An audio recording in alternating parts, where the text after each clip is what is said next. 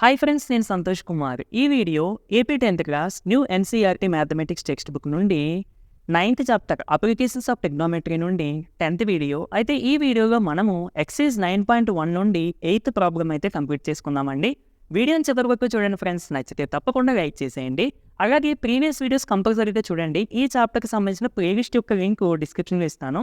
అదేవిధంగా సెమిస్టర్ 1లో ఉన్న chapters real numbers, polynomials, pair of linear equations, quadratic equations, ఇవన్నీ chapters కూడా మన ఛానల్లో కంప్లీట్గా ఉన్నాయండి. వాటికి సంబంధించిన లింక్స్ కూడా డిస్క్రిప్షన్లో ఇస్తాను. దీంతో పాటు దీని previous chapter introduction to trigonometry కూడా కంప్లీట్ చాప్టర్ అయితే ఉంది. ఓకేనండి, వీటన్నింటి లింక్స్ కూడా నేను డిస్క్రిప్షన్లో ఇస్తాను. మీరు ఆ లింక్స్ ఓపెన్ చేస్తే వీడియోస్ చాప్టర్ స్టార్టింగ్ నుండి ఎండింగ్ వరకు ఆర్డర్లో ఉంటాయి. ఓకేనా? సరే, మనం ఫస్ట్ క్వశ్చన్ చదువుకుని ఒక రఫ్ డయాగ్రామ్ డ్రా చేసుకుందాము. ఆ తర్వాత ఫర్దర్గా నీట్గా సొల్యూషన్, నీట్గా డయాగ్రామ్ ఎక్స్ప్లెయిన్ చేసుకుందాం. ఓకేనండి, రఫ్ డయాగ్రామ్ మీరు డ్రా చేయాల్సిన అవసరం లేదు. జస్ట్ ఈ క్వశ్చన్ నుండి డయాగ్రామ్ ఎలా డ్రా చేయాలి అన్నది మీకు తెలియడం కోసం మాత్రమే. Okay, A statue 1.6 meter tall stands on the top of the pedestal. Pedestal అంటే మీరు కొన్ని విలేజెస్లో అది అబ్జర్వ్ చేస్తే ఇలాగా ఈ షేప్లో ఉండి ఈ పైన ఈ విధంగా స్టాట్యూ ఉంటుంది. ఓకేనా, మీరు అబ్జర్వ్ చేస్తే కనుక. ఓకేనండి, సో దీన్ని పెడిస్టల్ అని అంటాం. From a point on the ground, first మనం డయాగ్రాము అంటే స్టాట్యూ ఇవన్నీ కూడా డ్రా చేసేసుకుందాము. ఫస్ట్ ఒక గ్రౌండ్ డ్రా చేసుకుందాము. స్టాట్యూ 1.6 meter టాల్ అన్నాడు. Stands on the top of the pedestal. First ఒక పెడిస్టల్ వేసుకుందాం. పెడిస్టల్ అంటే ఇలా వేసుకుందాం. ఓకేనా, దీని మీద ఒక స్టాట్యూ అంటే ఇది స్టాట్యూ అన్నమాట. స్టాట్యూ యొక్క హైట్ ఎంత ఇచ్చాడండి అంటే అది ఎంత హైట్ ఉంటుందని ఇచ్చాడు? 1.6 meters. ఓకేనా, ఇది పెడిస్టల్. దాని హైట్ ఎంత మనకు తెలియదు. Next, from a point on the ground, ground మీద ఒక పాయింట్ అంట. సో ఈ పాయింట్ తీసుకుందాం. The angle of elevation of top of statue. Top of statue అంటే ఇదే కదండి. సో ఈ పాయింట్ నుండి ఈ టాప్ ఆఫ్ స్టాట్యూకి యాంగిల్ ఆఫ్ ఎలివేషన్ ఎంత అండి మనకి? 60 degrees. ఓకేనా, next, and from the same point, ఇదే పాయింట్ నుండి the angle of elevation of the top of the pedestal. Top of the pedestal అంటే ఇది పెడిస్టల్. పెడిస్టల్ యొక్క టాప్ అంటే ఇదే కదండి. అంటే ఇదే పాయింట్ నుండి ఈ టాప్ ఆఫ్ ద పెడిస్టల్కి యాంగిల్ ఆఫ్ ఎలివేషన్ ఎంత అండి మనకి? ఇస్తా 45 degrees అంట. ఓకేనా, అయితే find the height of the pedestal. Pedestal యొక్క హైట్ కనిపెట్టాలి అంటే ఇది ఫైండ్ అవుట్ చేయాలి మనం. అర్థమైందండి? అయితే ఫ్రెండ్స్, ఇక్కడ మీకు తెలుసుకోవాల్సిన విషయం ఏంటంటే ఒక పర్సన్ ఉన్నప్పుడు అంటే మనకు క్వశ్చన్కి ఒకసారి అబ్జర్వర్ ఉన్నాడు, ఒక హైట్ ఇచ్చి అబ్జర్వర్ ఉన్నాడు అన్నప్పుడు మనము ఫస్ట్ ఒక హారిజంటల్ లైన్ డ్రా చేసుకుని అప్పుడు పైకి టాప్ ఆఫ్ ద బిల్డింగ్ కానీ టవర్ కానీ ఇచ్చి ఇక టాప్కి ఎలివేషన్ యాంగిల్ ఆఫ్ ఎలివేషన్ ఇచ్చినప్పుడు ఇక మనం టాప్కి ఒక లైన్ డ్రా చేసుకుని యాంగిల్ పెడతాం. ఇది యాంగిల్ ఆఫ్ ఎలివేషన్ అవుతుంది. బట్ ఇలాగా డైరెక్ట్గా ఇలా అబ్జర్వ్ అయితే ఇవ్వకుండా గ్రౌండ్ మీదే పాయింట్ ఉంది అని అన్నప్పుడు, ఇప్పుడు టవర్ ఇచ్చి గ్రౌండ్ మీద పాయింట్ ఉంది, ఈ పాయింట్ నుండి ఈ టాప్కి angle of elevation some 60 degrees అని ఇస్తే ఇక్కడ మనం ఈ అబ్జర్వేషన్ పాయింట్నే ఐగా కన్సిడర్ చేస్తాం. అంటే పర్సన్ నుండి ఐ నుండి చూస్తున్నాడు అని చెప్తున్నాం కదా, ఈ ఐనే ఈ పాయింట్కి కన్సిడర్ చేస్తాం. అంటే డైరెక్ట్గా, అందుకని నేను ఇక్కడ నుండి టాప్కి డైరెక్ట్గా యాంగిల్ ఆఫ్ ఎలివేషన్, ఇంకా అప్పుడు మనకి గ్రౌండే హారిజంటల్ లైన్ అవుతుంది. అదే నార్మల్గా అబ్జర్వర్ ఉన్నాడు అనుకోండి, ఇది గ్రౌండ్ అవుతుంది. ఫస్ట్ మనం హారిజంటల్ లైన్ డ్రా చేసుకోవాలి. హారిజంటల్ లైన్ అంటే ఈ ఐ నుండి ఒక ప్యారల్ లైన్, దేనికి ప్యారల్ కానీ ఈ గ్రౌండ్కి ప్యారల్గా ఒక లైన్ డ్రా చేస్తే అప్పుడు దీన్ని బేస్ చేసుకుని మనం యాంగిల్ ఆఫ్ ఎలివేషన్ అయినా యాంగిల్ ఆఫ్ డిప్రెషన్ అయినా డ్రా చేసుకుంటాం. బట్ ఇలా అబ్జర్వేషన్ పాయింట్ పర్టికులర్గా ఉన్నప్పుడు మనం డైరెక్ట్గా ఇక్కడ నుండి తీసేసుకుంటాం అన్నమాట. ఓకేనా, నీకు ఇదే హారిజంటల్ లైన్ మనకు అప్పుడు. సో అప్పుడు పైకి చూస్తున్నారు కాబట్టి ఇలా ఒక లైన్ డ్రా చేసి హారిజంటల్ లైన్కి దీనికి మధ్య యాంగిల్ తీసుకుంటాం. ఓకేనండి, సో చాలా ఇంపార్టెంట్. ఓకే, మనకి పెడిస్టల్ యొక్క హైట్ కనిపెట్టాలి అంతే కదా. సో నీట్గా నేను సొల్యూషన్ డయాగ్రామ్ కూడా మీకు చెప్తాను, నోట్ చేసుకోండి. సరే, సో డయాగ్రామ్ ఇది కదండి. మనకి ఇదేమో పెడిస్టల్, ఇదేమో స్టాట్యూ. దీని యొక్క హైట్ ఇచ్చారు 1.6 meter అని. సో ఇక్కడ 1.6 meters అని రాశాను. ఇది పెడిస్టల్, ఇది మనకి తెలియదు. నెక్స్ట్, ఈ వెర్టిసెస్ ABCD అని అనుకున్నాను. మన ఇష్టం ఏదైనా అనుకోవచ్చు. అండ్ యాంగిల్, ఈ యాంగిల్ ఏమో 45, ఈ మొత్తం యాంగిల్ ఏమో 60 degrees. ఓకేనా, so this is the observation point. Okay, diagram work. Next, height of the statue అంటే ఇచ్చిన ఇన్ఫర్మేషన్ కొంచెం రాస్తున్నాను. హైట్ ఆఫ్ ద స్టాట్యూ ఎంతండి మనకి? AB, which is equal to 1.6 meters. Next, height of the pedestal. Pedestal అంటే ఇదే కదా. So which is equal to BC. ఇదే మనం ఫైండ్ అవుట్ చేయాలి. నెక్స్ట్, ఇక్కడ మనకి 2 ట్రయాంగిల్స్ కనిపిస్తున్నాయండి. మీరు అబ్జర్వ్ చేస్తే ఇది ఒక ట్రయాంగిల్, అంటే పెద్దది ఒక ట్రయాంగిల్. ఫస్ట్ నేను ఈ చిన్న ట్రయాంగిల్ తీసుకుంటున్నాను. ఓకేనా? అంటే మన గోల్ ఏంటంటే ఇది కావాలి. యాక్చువల్లీ ఈ ట్రయాంగిల్ తీసుకున్నంత మాత్రం ఇది వచ్చేది. ఈ ట్రయాంగిల్ తీసుకుంటే మనకు ఒక క్లూ వస్తుంది. ఆ క్లూ యూజ్ చేసుకుని అప్పుడు మనము ఫర్దర్గా ఈ పెద్ద ట్రయాంగిల్ తీసుకుని ఫైండ్ అవుట్ చేస్తాం అన్నమాట. సో కష్టమేం కాదు, చూడండి మీకు ఈజీగా అర్థమవుతుంది. ఫస్ట్ ఈ ట్రయాంగిల్ తీసుకున్నానండి. ఏది BCD లేదా BDC ఏదైనా ఒకటే. BDC అన్నా లేదా BCD అన్నా ఒకటే. సో చూడండి, సో సపరేట్గా తీసుకున్నాను చూడండి, చిన్నది BCD.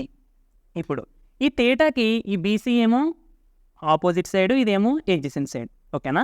మనం ఈ ఆపోజిట్ ఎడ్జసెంట్ ఉన్నాయి ఎందుకు తీసుకుంటున్నాం అంటే, ఆపోజిట్ సైడ్ అంటే మనకి పెడిస్టల్, అది మనకి కనిపెట్టాల్సి ఉంది.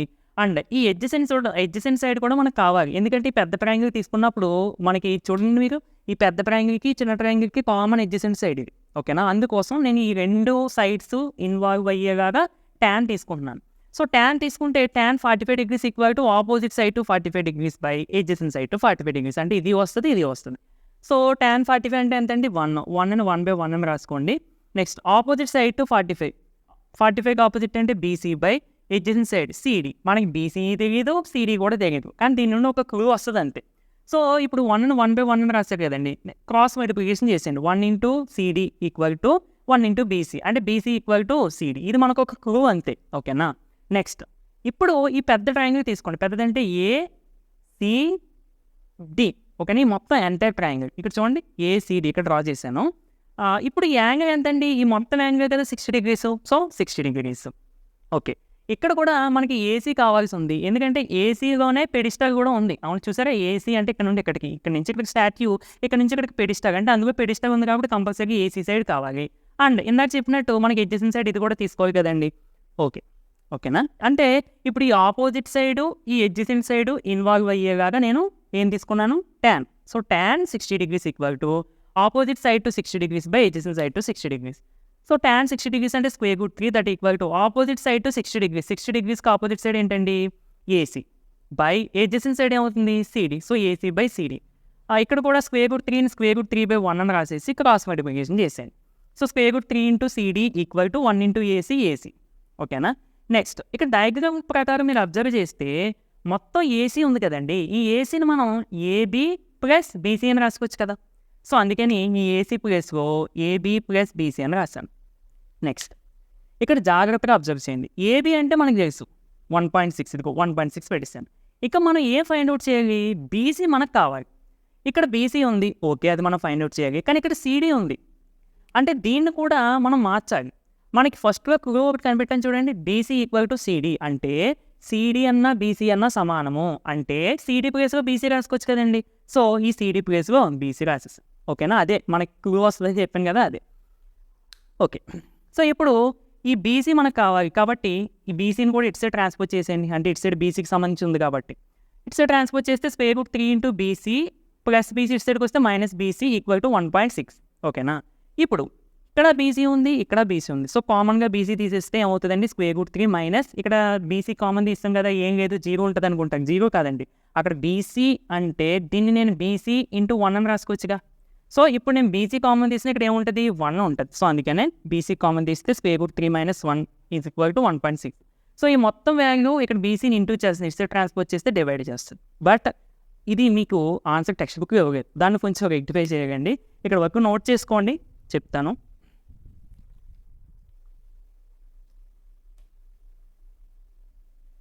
ఓకే, సో ఇప్పుడు BC ఈజ్ ఈక్వల్ టు ఎంత వచ్చిందని మనకి 1.6 బై √3 - 1. సో ఎప్పుడైనా సరే మీకు వాల్యూస్ కొన్ని కనిపెట్టినప్పుడు ఇక డినోమినేటర్స్లో √ ఉండి నెంబర్స్ వచ్చినప్పుడు దీన్ని మీరు ఇంకా ఫర్దర్గా సింప్లిఫై చేయాలంటే ఇక్కడ √3 - 1 ఉంది కదండి, √3 దీనికి ఆపోజిట్ సింబల్ పెట్టింది, అంటే +1తో న్యూమరేటర్ని డినోమినేటర్ని ఇంటూ చేయండి. అర్థమైందండి? సో అప్పుడు ఏమవుతుంది? BC equal to 1.6 into √3 + 1 into by కింద అబ్జర్వ్ చేస్తే √3 - 1 ఇంటూ √3 + 1, అంటే ఇది ఏ ఫామ్గా ఉంది చూడండి, A - B into A + B. So A - B into A + B అంటే A² - B². సో A ప్లేస్గా ఎంత అండి మనకి? √3. B ప్లేస్గా ఎంత అండి మనకి? 1. అంటే A ప్లేస్లో √3 హోల్² నార్మల్గా ఉంటుంది, మైనస్ B ప్లేస్లో 1 స్క్వేర్ నార్మల్గా ఉంటుంది. ఇక్కడ స్క్వేర్ క్యాన్సిల్ అయిపోయి 3 మైనస్ 1 స్క్వేర్ అంటే ఎంత అండి 1. సో 3 మైనస్ 1 అంటే ఎంత 2. అంటే టోటల్గా square root 3 minus 1 into square root 3 plus 1. అంటే దీని తర్వాత స్టెప్ వేయండి. So BC is equal to 1.6 into square root 3 plus 1 by 2. దీన్ని సింప్లిఫై చేస్తే మనకి 2 వచ్చింది. కాకపోతే మీరు పక్కన ఎక్స్ప్లెనేషన్ రాసుకోండి. ఓకేనా. అండ్ ఇక్కడ 1.6 ఉంది. యాక్చువల్లీ 60ని 2తో డివైడ్ చేస్తే ఆన్సర్ ఎంత అండి మనకి 8. మరి 1.6ని 2తో డివైడ్ చేస్తే ఆన్సర్ ఎంత వస్తుంది? సో దీనికి మీరు డిఫరెన్స్ ఏంటి అబ్జర్వ్ చేస్తున్నారు? పాయింట్. ఇక్కడ ఒక డిజిట్ ముందు పాయింట్కి వచ్చింది అంతే కదా. అంటే ఆన్సర్ కూడా ఒక డిజిట్ ముందు పాయింట్ వస్తుంది. అంటే 0.8. సో 0.8 అంటే 2 టేబుల్ అయితే ఎన్ని టైమ్స్ క్యాన్సిల్ అయిపోద్దండి? 0.8 times cancel. Therefore BC is equal to 0.8 into square root 3 plus 1. So which is your answer. ఇక్కడ కింద ఏం రాస్తారు? Height of the pedestal equal to 0.8 into square root 3 plus 1 meters. ఓకేనా. ఇది మీ టెక్స్ట్ బుక్లో ఉన్న ఆన్సర్.